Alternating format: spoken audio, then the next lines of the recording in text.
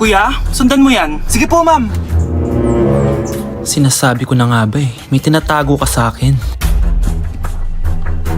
Ayan, kuya. Huminto ka dito. Magloloko ka na nga lang sa matanda pa. Hoy, bayad mo! Humanda ka talaga sa akin.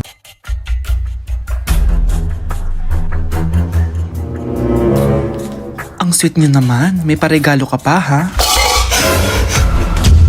Ano yun? Scarlett? Anong ginagawa mo dito? Manloloko ka! Pinagpalit mo ako dito sa matandang pangit na to? May paregalo ka pa ha?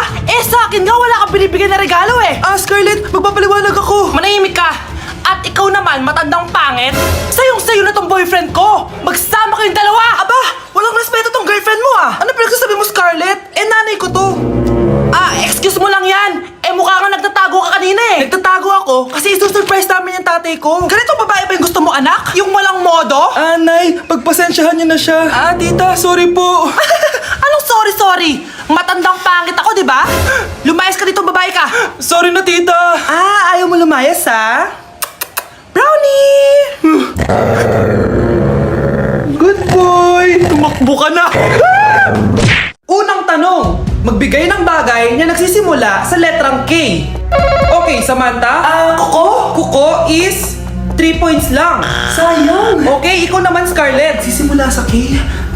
Kifi. Kifi is the top answer. Yes! Okay, next.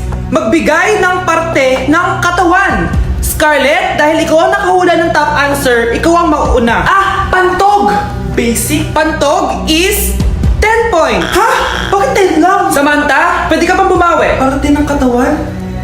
Esophagus! Esophagus is the top answer! Yun! Eto na! Sino kaya sa inyong dalawa ang mananalo ng 1 million pesos cash? Akin na tong 1 milyon. Humanda ka sa akin, Scarlett. Anak, ayusin mo! 1 milyon yan! Mauna tayo kay Samantha. Ano ang bagay na mahaba at matigas? Mahaba at matigas? Tornilyo? Tornilyo is 50 points! Pero, hindi ito ang top answer natin, ha? Okay, Scarlett, may chance ka pa na hulaan ang top answer. Bago ko sagutin yan, Nay, kung nanonood ka man, eto na yun, Nay! Mananalo na tayo ng 1 milyon! Go, anak! Ang bagay na mahaba at matigas ay... Bobo mo sumagot, anak! Sayang yung 1 milyon! Anak! Hello! Bili ka na sa akin ng ballpen. Ballpen? Di okay na, meron na kami niyan. Wala akong pakit kung meron ka na. Bumili ka na sa akin. Next time na lang, wala akong pera dito. Walang pera pero, ang ganda ng bahay. Huwag ka maingay, inutang ko lang to. Ay, lubog pala sa utang to oh. Manahimik ka, baka marinig ka ng kapitbahay. Magkano ba yan? Murang-mura lang, 200 lang to. 200? Tangina, ginto ba yung tinta niyan? Bibili ka o itatara ko sa ito? Oh, ito na! Umalis ka na! Baka na yan! Madali ka naman palang kausap eh. Grabe naman mambudol yun. Palimos po. Meron na naman. Wala akong pera. Next time na lang. Walang pera pero naka-iPhone ka, te? Yan na naman. Regalo to ng asawa ko sa akin. Asan asawa mo? Wala siya dito. Bakit? Ay, wala yan. Kabit ka siguro, no? Kabit pala to eh. Ina, ano ba gusto mo? 100 lang, te. Ito. Umalis ka na. Saksak mo to sa baka mo. Huwag ka na mga bit, ha. Masama yan. Isaasara ko na to. Ay, salamat. Tahimik na din. Namamas ko po! Jingle bell, jingle bell. Jingle all the way! Namamas ko po! Tama na! Ang ina! Pagod na ako! Umalis na kayo dito! Grabe ka naman, te! Nangangaraw na lang yung bata, oh! Kita niyo yan, guys! Masama na ugali na babaeng to! Walang iya kayo! Tama na! Ano to? Wala na namang ulam? Mahal, pangako bukas may kakainin na tayo. Sinabi mo rin yan kahapon! Paano tong anak natin, ha? Paano natin ito bubuhayin? Mahal, please, magtulungan tayo. Makakaahon din tayo dito. Ayoko na. Ito. Ikaw na maghalaga niyan. Mahal, please, wag mo naman kaming iwan. Babalik na ako sa dati kong buhay. Sa buhay na nakakakain ako na masarap. Sa buhay na nakakapag-party ako. Sa buhay na prinsesa ako. Ayoko na ng gantong buhay. Mahal, please, babawi ako. Kaya mo na yan. At wag mo na ako gugulayin, ha? Anak, pangako hindi kita iiwan, ha? Nandito lang ako para sa'yo. Hindi kita papabayaan. Okay, Mr. Ramon? Ma'am, tanggap na po ba ako sa trabaho? Sorry sir. Based sa resume mo, hindi ka pala nakapagtapos ng college. Ang hanap po namin is college graduate. Uy Ramon, mukhang galing ka sa interview Natanggap ka? Hindi nga eh. Baka may alam kang pwede kong pasukan ng trabaho. Pwede ako. Sige, sabihan kita ha. Salamat Susan. Dami naman basura dito. Ramon, may hiring daw yung kakilala ko at pwede ka daw doon magtrabaho. Ha? Talaga? Sa wakas, mabibilin ko na lahat ng pangangailangan ng anak ko. May anak ka pala? Oo. Iniwan kami ng nanay niya dahil di niya kaya tong gantong buhay. Hayaan mo, hindi mo deserve yun. Wow, ang bilis. May pumalit na agad sa akin? Mali ka nang iniisip. Alam mo ba Ramon, nabibili ko na lahat ng gusto ko ngayon. Kumakain kami sa magandang restaurant at nakatira ako sa mansyon. Ha? Honey, tara na. Ipag-shopping pa kita mamaya. Baka malit pa tayo sa dinner natin. Okay, honey, papunta na. At ikaw babae ka. Kung ayaw mong masira ang buhay mo, layuan mo yung lalaking yan. Hala, nalipat na naman ako ng classroom. Bakit kinder yung nakalagay dito? Saan yun? Ba't puro mga bata yung nandito? Hi mga bata!